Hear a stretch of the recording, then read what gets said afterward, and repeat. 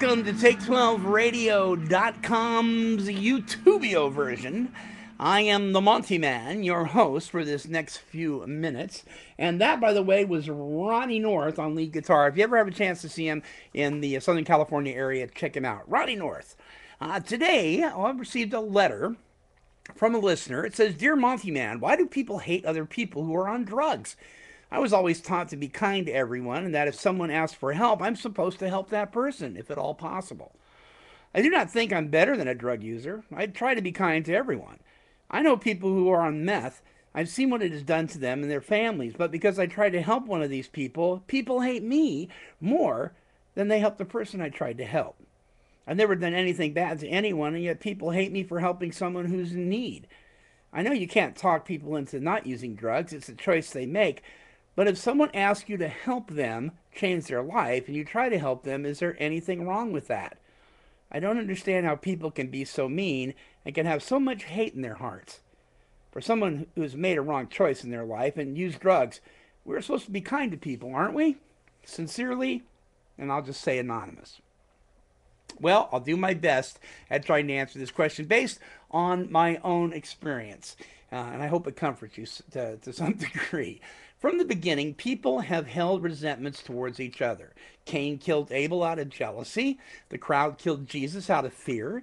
Hitler killed the Jews out of pride and insanity. And the list goes on and on. And all of us are given something from our Creator. That's three basic instincts: social, sexual, security, and that's emotional and material. These are gifts from our Maker, but they can be perverted by self-will run riot. In the 12 by 12 by Alcoholics Anonymous on page 42, it says, "Nearly every serious emotional problem can be seen as a case of misdirected instinct.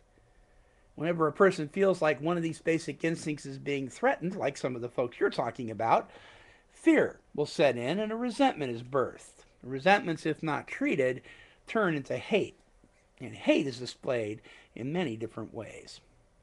The behaviors of many who have become addicted to drugs, including alcohol, have affected thousands of people in a destructive manner and have threatened the emotional and material instincts of others.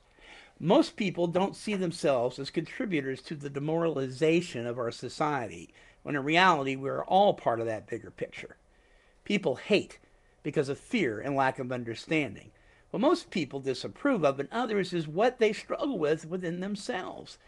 Our society is selfish, self-centered, and self-seeking. If we don't get our way, we strike out at those who are weaker. It seems to make us feel better about ourselves. Some folks can't bear to see other people help those who are, in their opinion, less than themselves. You see, it boils down to this. In our society today, we have little moral integrity. In short, we create our own monsters, and when they act like Godzilla or Frankenstein, we wonder what happened and seek to destroy them and anyone who would seek to help them. Why? Because we don't want to look at ourselves. We are more interested in cleaning others' side of the street than our own. We simply can't see clearly the needs of others because we walk around with logs in our eyes grown out of self-obsession. Whether someone is a drug addict in active addiction, in recovery, or whether we are folks who seem to be normal, whatever that means, we all suffer from the same problem. We are selfish. It is only when we've when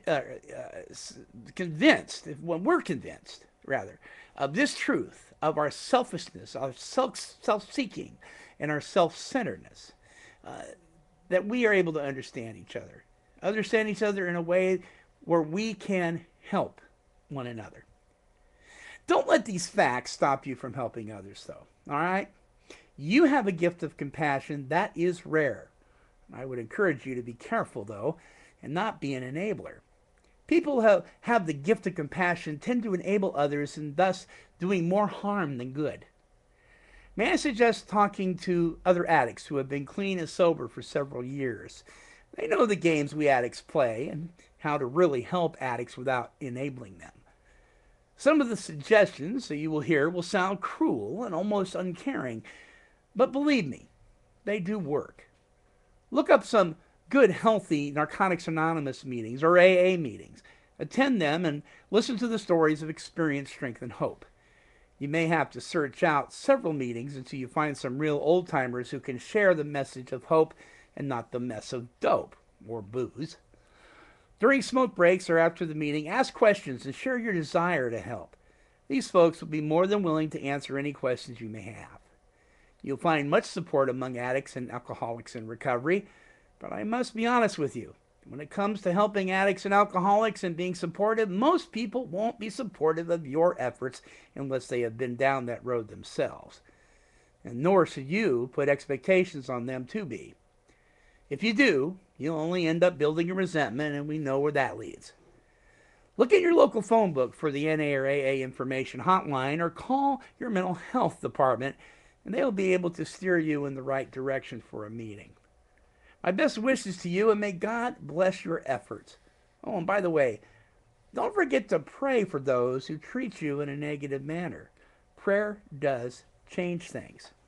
Well, folks, that just about does it for this episode of Take 12 Radio YouTubio. Until next time, remember, go crazy, but be ethical.